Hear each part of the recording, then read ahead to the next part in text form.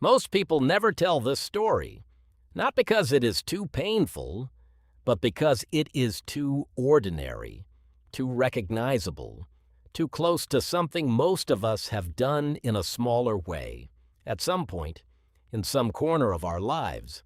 I want to tell you about a man named Raymond. Not a bad man. That is the first thing I need you to understand. Not a reckless man. Not a selfish man.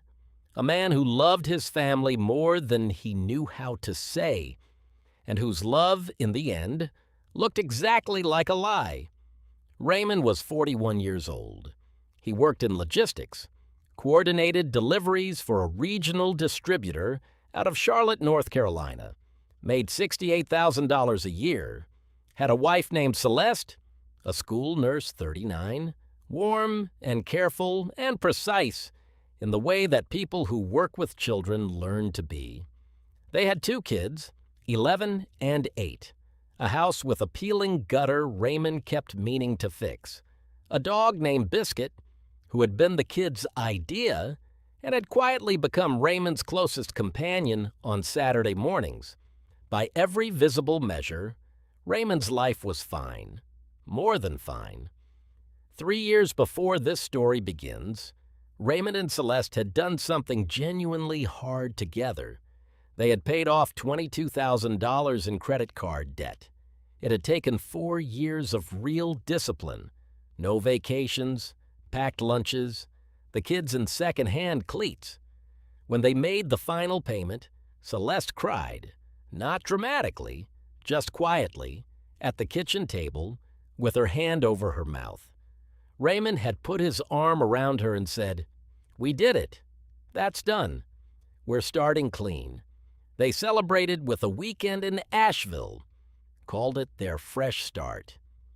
I need to tell you what happened next, because this is where the story really begins. 6 months after that weekend in Asheville, Raymond had an idea. He had always wanted to run something of his own. He knew logistics. He knew the routes, the contracts, the margins. He had a contact at a small company that needed last-mile delivery coverage in 2 counties. The numbers on paper looked right. He ran them 3 times. He did not tell Celeste, not because he wanted to deceive her. He told himself it was because he wanted to surprise her. When it worked, when he had built something real, he would bring her the numbers, and she would see what he had seen.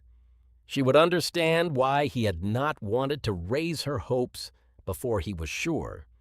He opened a business account, then a business credit card.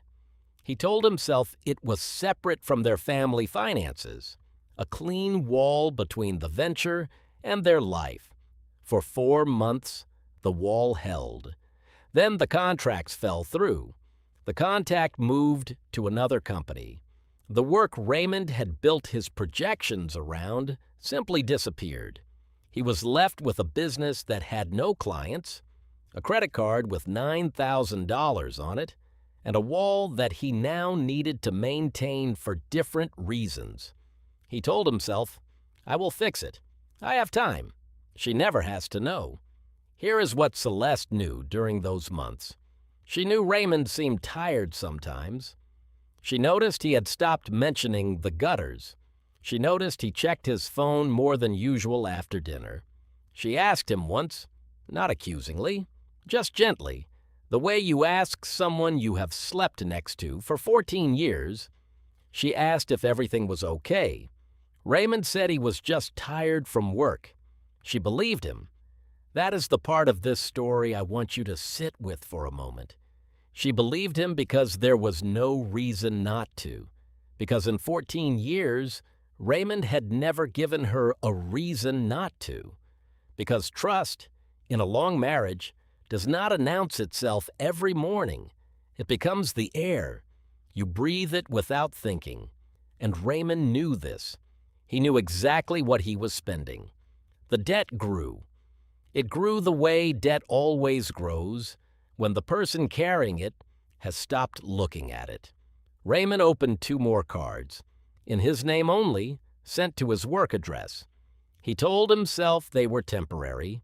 He told himself he was managing it.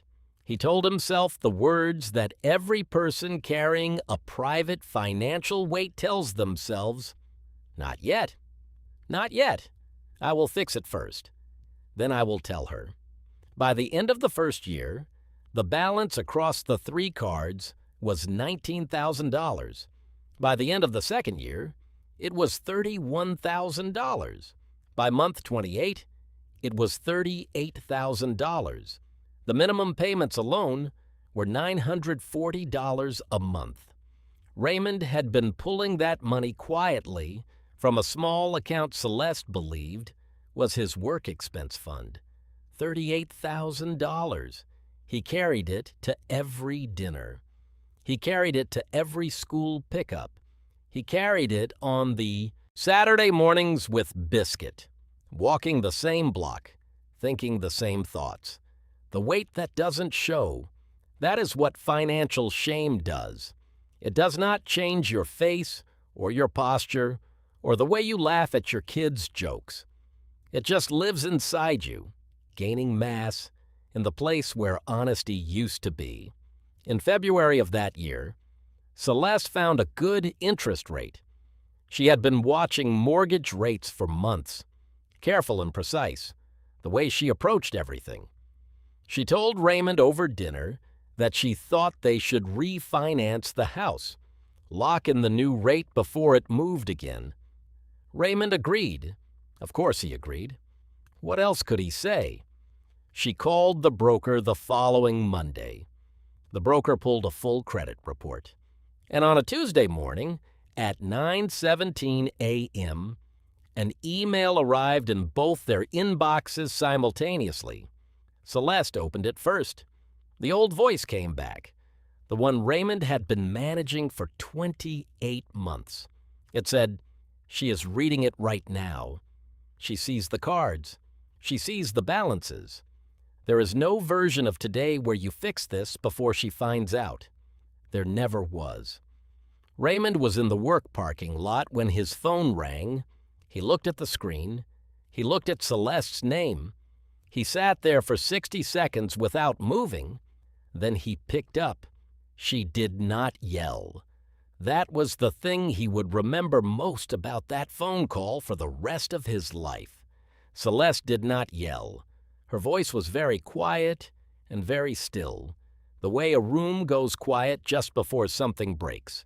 She said, "Raymond, what is this?" Not a question. A door opened, and Raymond, for the first time in 28 months, walked through it. He told her everything: the side business, the contact who left, the $9,000 that became $19,000, that became $31,000, that became $38,000. The work expense account, the 3 cards she had never seen, all of it. In the parking lot of his work, in February, with the heater running and his hands not entirely still. When he finished, Celeste was quiet for a long time. Then she said, "Why didn't you just tell me?" Raymond said the only true thing he had. "I didn't want you to think less of me." And Celeste said, "And I want you to hear this carefully, because this is the part of the story that the numbers cannot capture." Celeste said, "Raymond, I have been your wife for 14 years. Do you understand what it costs me to know that you decided to carry that alone? You didn't protect me. You took something from me. You took the chance to help you. The refinance did not go through. Their rate stayed where it was. They are now working through $38,000 of debt together, the same way they worked through $22,000 3 years ago. Slower this time, heavier. With a counselor, they see every other Thursday, the fresh start they celebrated in Asheville. They are trying to find their way back to it. They might. The credit report still sits in Celeste's email. She has not deleted it. She told Raymond she is not ready to yet. It is the same document Raymond was afraid of for 28 months. The truth teller he could not be. One PDF, his name, her name, and $38,000 reasons. The wall he built never protected anyone. The weight that does not show still costs the same as the weight that does. It just costs in different currencies. Here is what Raymond told the counselor in their third session. He said, "I thought I was protecting her. I thought if I kept it from her, she would never have to feel it." The counselor asked him, "And what do you think now?" Raymond looked at his hands for a moment. He said, "I think I kept it from her so I would never have to feel it." Shame kept in silence does not protect the people you love. It borrows time from them. Every week you do not tell the truth is a week they spend trusting something that is not entirely there. You're not saving them from the weight. You're just making sure they carry it later, and carry it alongside everything else the silence cost. If you are holding something right now, a balance, a number, a card they do not know about, hear this. The version of you that tells the truth today is not weaker than the version who waits. It is the only version that gives you both a fighting chance. You do not have to have it fixed first. You just have to begin. If this story gave you something you needed, subscribe. There are more waiting. And comment below, what would you do differently if you could go back? Because Raymond asked himself that question too. His answer was not the number. It was not the cards. It was the dinner table. It was every Tuesday night for 28 months when Celeste asked him how his day was. And he said fine.